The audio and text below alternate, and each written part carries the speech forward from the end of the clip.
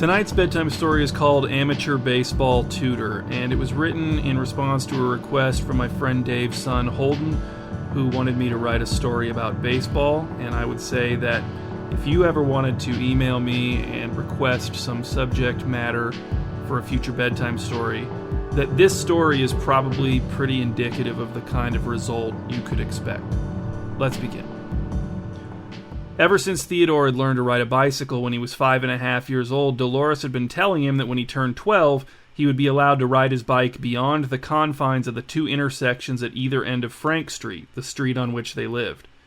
12 had seemed so far off when he was 5.5. But now it was here. Theodore was 12, and he was not going to let his mom off the hook, despite Dolores's recent attempts to walk back her promise. Even her birthday gifts for Theodore, all 3 of the video games he'd asked for when he'd only expected one, weren't enough to keep him indoors and off of his bike on the cool April Saturday he turned 12. Dolores stood on the sidewalk where it intersected with the end of their driveway and watched her son pedal eastward along Frank Street. He was slight but not fragile. He wore glasses but liked them, always eager to upgrade to a new style. Today he wore blue jeans, dirty sneakers, and a thin black sweatshirt with the sleeves bunched up around his forearms. He had his phone in his front pocket, Dolores knew, because she'd made Theodore show it to her more than once before he took off. Not that he would have been likely to leave without his cell phone anyway, but having it with him was a condition Dolores had added to their deal. If he wanted to ride beyond the intersections at either end of Frank Street, he had to have his phone with him at all times so he could call Dolores in case of an emergency. He was not allowed to venture beyond the Green Glen neighborhood, the boundaries of which she'd made him identify on an online map of Multioak, and he had to come home in time for lunch at noon. Theodore reached the intersection. He stopped at the stop sign despite the absence of traffic, a safe choice Dolores hoped he would continue to make even when he didn't know his mother's eyes were on him. Then he turned left down Hoff Street and rode out of sight behind the Van Wyck's hedgerow. And then where would he go? Dolores wouldn't know until he came back and told her, which might not be for another... Dolores checked the time on her phone. 2 hours and 39 minutes. That seemed like an insane amount of time to not know exactly where her son was. Worse, Dolores was not herself very familiar with her own neighborhood beyond Frank Street. She never paid much attention as she drove through it, either going from or coming to her home. The neighborhood had always given her the impression of fairly uniform niceness, pleasantness, safeness. If it hadn't, she would have reneged on her promise to Theodore or never made it in the first place. But now that Theodore had traveled beyond her ability to perceive him, Dolores wished she had spent the last 6.5 years studying Green Glen, memorizing the name of every street, identifying all the locations within it that seemed a bit less nice, a bit less pleasant, slightly, even very slightly less safe. Back inside on the couch in the family room, Dolores tried to distract herself from worrying about Theodore by watching an historical romantic comedic drama where most of the comedy was confined to a long corset-tightening scene with lots of shouting and carrying on. She considered calling Theodore or even just texting him, but she worried that the sound of the ringtone or notification might startle him and cause him to swerve into a tree or in front of a car. When the movie ended, Dolores filled the 45 minutes remaining until noon by assembling a special birthday lunch for Theodore, which was very similar to his usual lunch, but with more expensive chips, no required fruit, and a can of pop instead of a glass of milk. Dolores arranged the lunch at Theodore's spot at the kitchen table and then sat in her spot and watched the condensation trickle down the outside of the pop can as the seconds limped past. Maybe she should have kept the pop in the fridge until he arrived. At 11:56 a.m., Theodore came through the front door and trotted into the kitchen, sweaty and winded and windblown. He pointed at the clock on the oven. Made it! He saw his lunch and grinned, taking his seat with a bump and clatter. How was it? Asked Dolores. Did you have an adventure? Yeah, I did, said Theodore through a mouthful of sandwich. He liked his sandwiches bready, too much in the middle and he'd reject it. I met some kids who live over there. You did? Asked Dolores. Over where? On one of those other streets, said Theodore, a few streets away. He gestured northward from where they were sitting, which disturbed Dolores because she'd spent all morning imagining him south of her since that was the direction she'd seen him turn. Not that traveling north of Frank Street constituted a violation of her rules as long as he'd stayed within Green Glen. But maybe his gesture hadn't been intended to be precise, or maybe he was mistaken, although that would be troubling in a different way. Dolores needed to be able to count on Theodore to direct her to him if he called her in an emergency. And were the kids nice? Asked Dolores. Were they nice to you? Yeah, said Theodore, they're nice. They're weird, though. They don't know how to play baseball. That's not necessarily weird, said Dolores. Maybe they just have other interests. Well, I have other interests, said Theodore, but I still know how to play baseball. She didn't want his birthday lunch to devolve into a meaningless argument. Anyway, said Theodore, I'm going to go back after lunch to teach them. Oh, you want to go back again? Asked Dolores. I thought that was only this morning. Yeah, I want to go back, said Theodore. I told them I'd be back to teach them baseball. I didn't know you liked baseball that much, said Dolores. You've never asked to play Little League or anything. I don't think I've ever seen you use the baseball equipment your grandparents got you a few years ago. Theodore shrugged. Well, just because it's not my favorite thing to do doesn't mean I can't teach them. Maybe they'd like to come over here, said Dolores. Kind of an impromptu birthday party. What does impromptu mean? Asked Theodore. He had moved on to the chips now, deploying his molars against them with violence. It means, like unplanned, said Dolores. Spontaneous? Oh, said Theodore. We don't have enough space to play baseball here. There's too much stuff in the way. Dolores couldn't argue with that. She'd spent years nurturing saplings into mature treehood, installing flower beds, collecting vintage benches, experimenting with tasteful lawn ornamentation. She had no one to blame but herself. I'll be back before 5, said Theodore, and then we'll go out to eat, right? And I get to pick the place? He cracked open the can of pop and began to guzzle from it, head tilting back and back and back. Yes, that's right, wherever you want, said Dolores, but I have an idea. Set an alarm on your phone for an hour from now, and when it goes off, just text me and tell me what you're doing. And then set it for an hour from then, and text me again after another hour, and just keep doing that until right before you head home, and then text me that you're headed home, and then head home, and then I'll see you here at home when you get home. Theodore sighed. Is this a new rule? No, said Dolores, it's just a request from your mom. She offered a self-deprecating smile. All right, fine, said Theodore. I'll text you in an hour. Bye. Gone then, racing his bike back into the cloudy reaches of the community. The hourly texts helped. Every time another came in, Dolores felt her fret levels reset. She was actually able to concentrate on a book long enough to finish 2 chapters. She got some chores done, and she even spent some time in the front yard frankly appraising her attachment to several tasteful lawn ornaments, all of which she frankly appraised as worthy of continued display on her lawn. Dolores was washing her hands at the kitchen sink when Theodore texted that he was headed home. It wasn't even 4 o'clock yet, which meant Theodore was coming home earlier than expected. Well, that was nice. Dolores went to the porch to await her son's arrival from within a white wicker chair with a weather-resistant floral-patterned seat pad. When she saw Theodore gliding down the street on his bike, Dolores stood and descended the porch steps to greet him in the driveway. You're back early, she said. Yeah, said Theodore, the other kids had an appointment. They all did? Asked Dolores. Are they all siblings? Some of them are, said Theodore, not all of them. And they all had an appointment at the same time? Asked Dolores. How many kids were there? 14, said Theodore. And they all had an appointment at the same time? Asked Dolores. I don't know, said Theodore. Hey, I just noticed, said Dolores. Where's your baseball stuff? You didn't take anything with you? No bat, no ball, no glove? Theodore wheeled his bike into the open garage, leaning it against the wall in the spot cleared among Dolores's lawn care supplies. A small green leaf clung to his shoulder. No, they're not ready for the equipment yet. I was just explaining things today, the basics. I'll take my baseball stuff tomorrow, maybe. Oh, said Dolores. So this was just the first lesson of several? Are those kids your friends now? You think you'll be wanting to go over there a lot? Yeah, probably, said Theodore. There aren't many kids to hang out with on our street. What about Junior? Asked Dolores. Junior Kimple? Asked Theodore. He's 14, Mom. He doesn't want to hang out with me anymore. Besides, the kids over there need me. They don't even know what baseball is. They'd never heard of baseball before. What? Said Dolores. They don't know what baseball is? What does that mean? You told me they just don't know the rules. Are they from another country or something? Do they speak with an accent? No, said Theodore. I don't know how they haven't heard of baseball before. They just haven't. Not until I told them about it today. Are they really young? Asked Dolores. Are they homeschooled? Do you know what religion they are? Do they dress strangely? Theodore looked at her like he was the parent and she was not, one of Dolores's least favorite of his facial expressions. No, Mom. Well, some are younger than me, some are the same age, some are a little older, but no to the rest of it. Unless maybe some of them are homeschooled, I don't know about that, but none of them said they were. But you asked? Asked Dolores. No, I didn't. But you don't know any of them from school?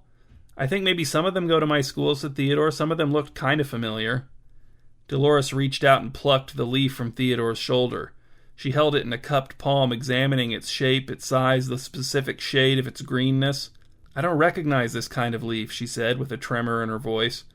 Theodore laughed and flicked the leaf out of Dolores' hand where it caught a breeze and blew away, lost among the greenery of Dolores' front yard.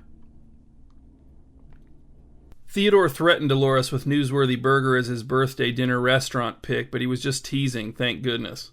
He ended up choosing Baxter's, which was unexpected because it was a dim, sit-down place primarily frequented by the elderly, but maybe his choice was an attempt to express a newfound degree of maturity. On the sign outside the restaurant, Baxter's was spelled with an R-E at the end, but it was spelled with an E-R on the waitstaff's uniforms, but then it was back to R-E on the menus. Dolores tried to enjoy her meal and tried to converse with Theodore on his preferred subjects, but she couldn't get the neighborhood kids who had never heard of baseball out of her thoughts. They troubled her. "I don't want you to hang out with those kids anymore," said Dolores, cutting Theodore off in the middle of a discourse about how video game graphics that looked good to him when he was 9 no longer looked good to him. It took Theodore a moment to catch up to the abrupt conversational shift, his puzzled face hovering above the small pile of vegetables he'd scraped off of his hamburger. "The kids I met today? Why not?" "There's just something that doesn't seem right about them to me," said Dolores. "They give me a bad feeling." "You've never even met them," said Theodore. "Just from what you've told me about them," said Dolores. "But I've hardly told you anything," said Theodore. "Well, you've told me enough," said Dolores. "It bothers me that they'd never heard of baseball until you told them. That's like if someone had never heard of, hamburgers." She gestured at what would probably prove to be the final bite of burger pinched between Theodore's thumb and index finger. Sure, maybe someone might come from a family where they don't eat hamburgers, but how could they live their lives without seeing someone else eat a hamburger, or at least hearing about hamburgers? "I'm sure they know about hamburgers, Mom," said Theodore. "Everyone does." "But everyone knows about baseball, too," said Dolores. "That's my point. Baseball is very common. It's a very popular sport, even in other countries. How could those kids live their lives and never hear another person mention baseball? Like, they've never seen a baseball game playing on a TV in a restaurant? Look, there's a baseball game playing on the TV in this restaurant right now." She pointed to the TV mounted above the small bar, and she was right. It was showing a baseball game. "They've never been to a park while a Little League game was going on? Like, you know me, Theodore. You know I'm not a baseball fan. There are probably tons of baseball rules I don't know. I'm sure there's baseball terminology I would not understand. I don't know if I could name more than 7 or 8 major league teams, but I know what baseball is, and I can't really remember not knowing what it is, which means I'm sure I learned it at a very young age. For a kid your age, and you said some of those kids are even older than you, but for a kid your age to have no idea what baseball is, that's odd. That makes me feel like something's off, something's wrong, and that makes me uncomfortable about you spending time with those kids." "But I'm teaching them," said Theodore. "They won't be weird anymore because of me. I'm trying to do something nice for them, except you're telling me I can't. What if there was something I didn't know, and it made me weird, and a kid wanted to help me out by teaching me about it, but his mom wouldn't let him because she thought me not knowing made me too weird to deserve help?" Dolores didn't know what to say.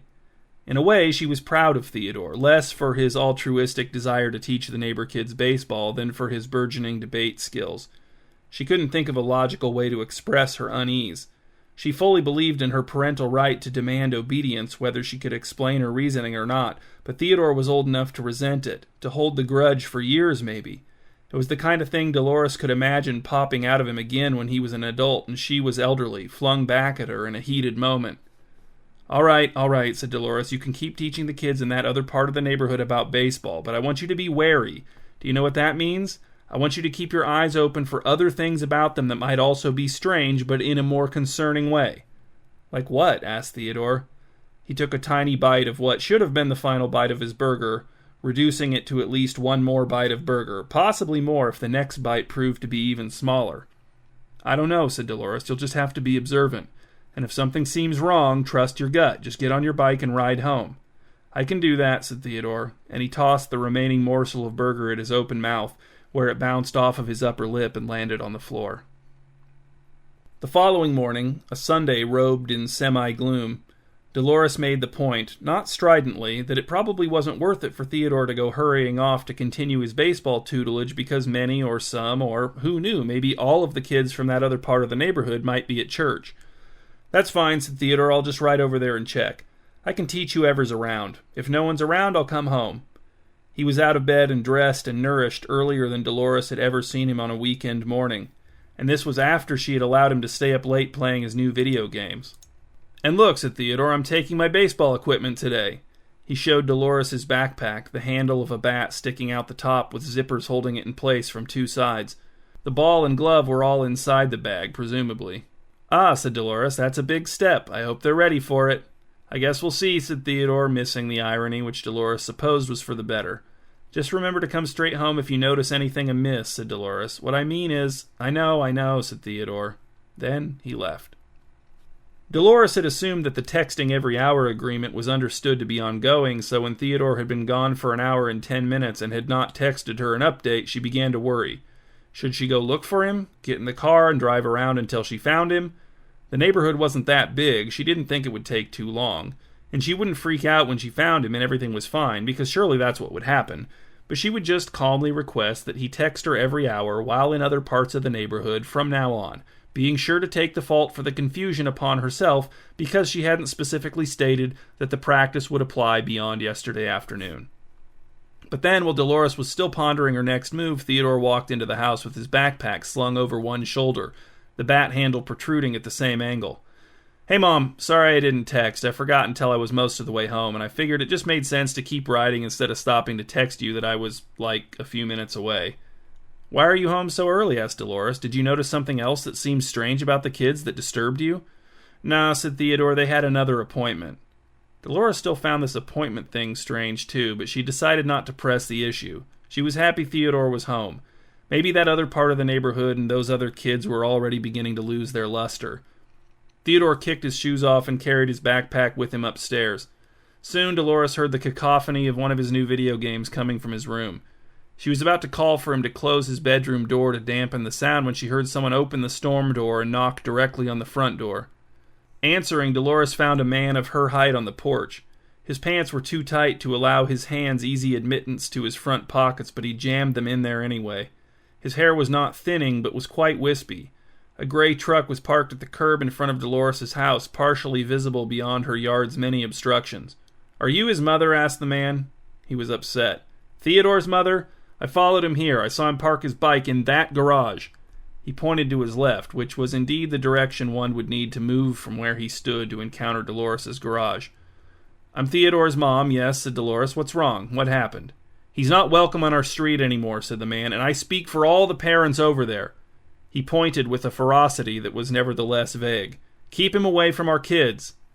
Dolores no longer heard Theodore's video game noise behind her. He had probably muted it to eavesdrop. "What did he do?" asked Dolores. "What are you so angry about?" "He's teaching them things," said the man, almost spitting. "Abnormal things. Bizarre things."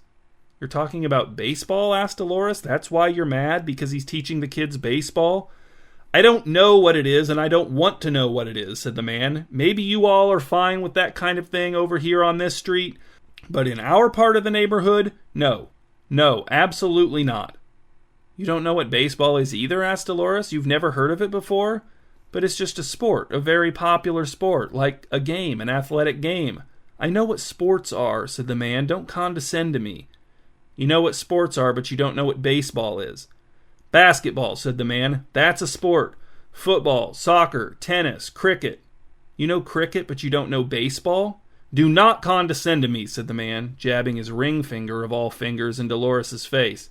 She could have bitten it if she wanted to, but she didn't want to, although she wouldn't have minded if someone else bit it. "Just keep your son away from our kids, or there will be consequences." At that, he turned and stomped down the porch steps and through the yard to his truck, pulling a petulant U-turn in the middle of the street and driving away. After Dolores closed the door, she heard soft footsteps on the stairs. When Theodore appeared, he was nervous. "Am I in trouble?" Said Dolores. "Well, a little bit at least, because you lied to me about why you came home early last night, and then again today. It wasn't because of any appointments, was it? It was because parents told you to leave, right? Either that guy or a different parent?" Yeah," said Theodore. "Why didn't you tell me the truth?" asked Dolores. "Because the kids want me to come back," said Theodore, "and I figured if I told you why I came home early, you wouldn't let me go back and try again. Those kids over there still want to learn more about how to play baseball. They want to master it.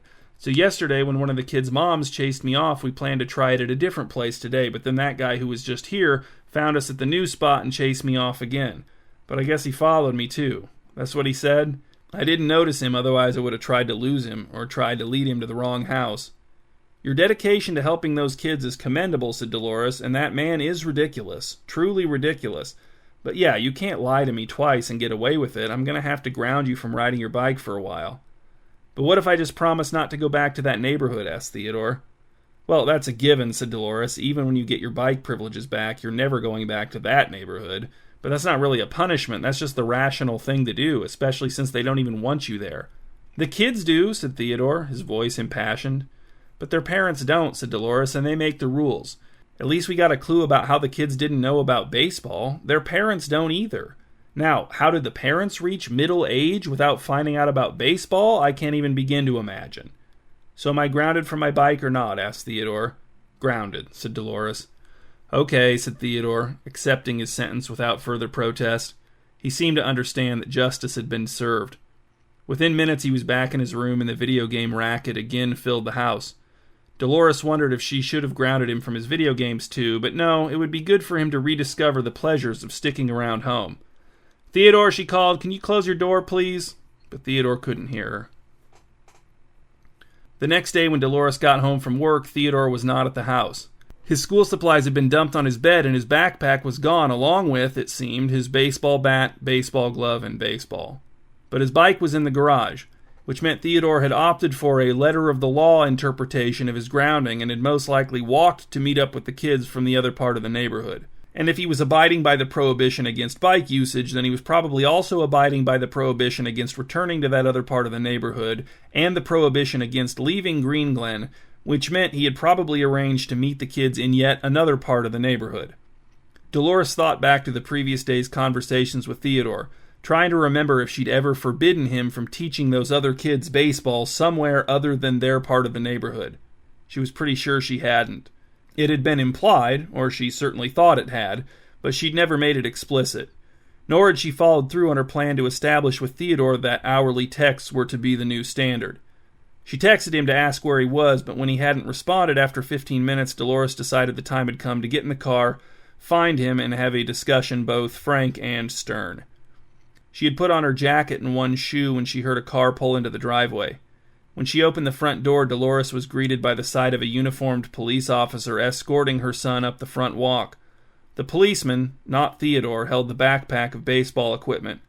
Theodore looked neither contrite nor ashamed, but hunted, as if he might bolt at any moment. Dolores spoke first. "Oh, Theodore, why couldn't you just let it go?"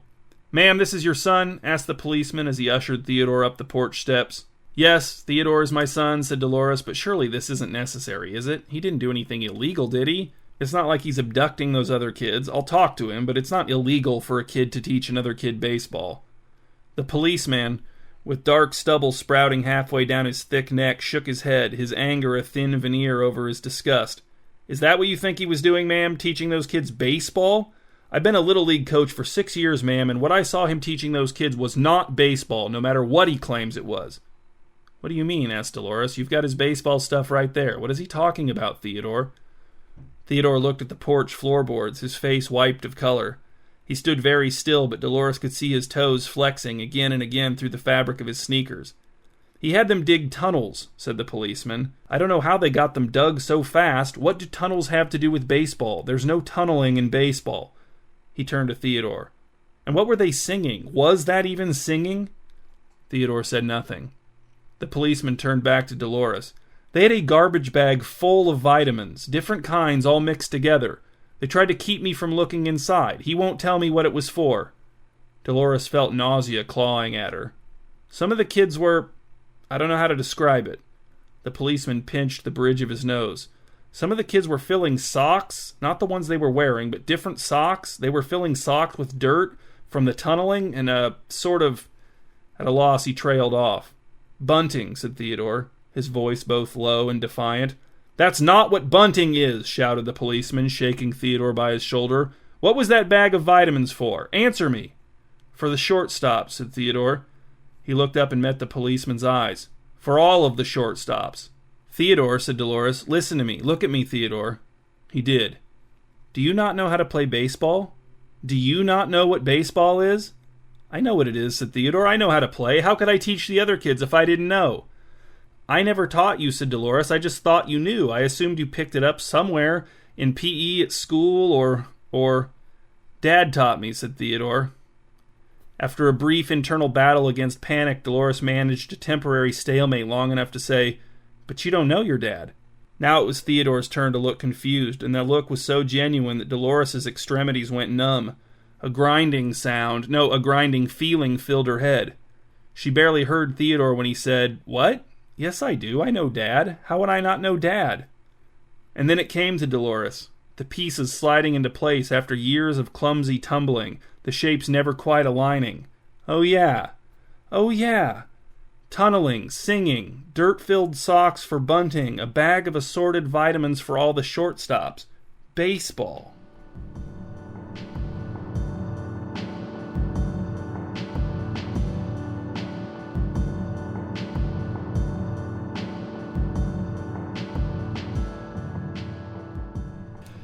These are the discussion questions for Huge Pop Bedtime Story number 248, Amateur Baseball Tutor. Number 1, what's the most well-known thing that you've never heard of? Number 2, what's the correct age to stop scraping the vegetables off of one's burgers? It's 40, right? Number 3, does Theodore's version of baseball sound more or less appealing to you than what you know of the real thing? Number 4, in which part of your neighborhood are you least welcome, and why? And number 5, using context clues, what do you think Theodore thinks bunting is?